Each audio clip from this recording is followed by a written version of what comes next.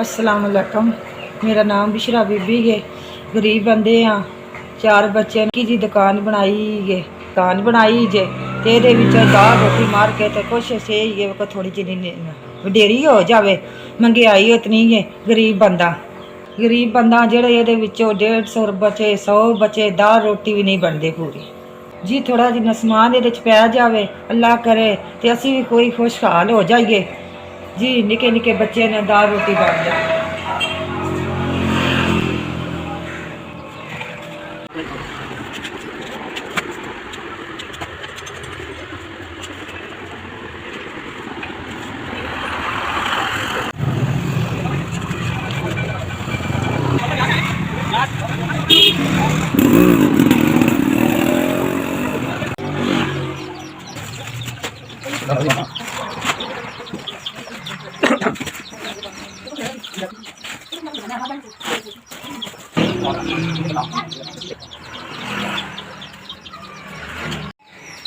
जी अल्लाह पाक दा शुक्र है तुसा मैनू सौदा पा दिता है। गरीब बंदा आई अल्लाह कीता तुसा मेरी मदद की है। अल्लाह पाक दा शुक्र है। अल्लाह तुहाडी जिंदगी करे रब तुहानू तंदरुस्ती देवे।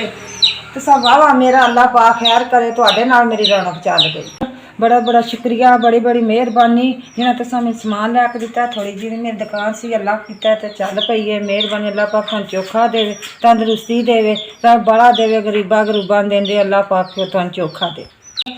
तुहाडी मदद के नाल मैंने 8000 का समान पै गया।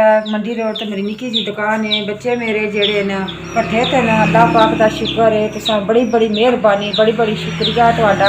अल्लाह पाक तुहानू जिंदगी देवे अल्लाह पाक तंदरुस्ती देवे जे अल्लाह पाक तुहानू चोखा देवे।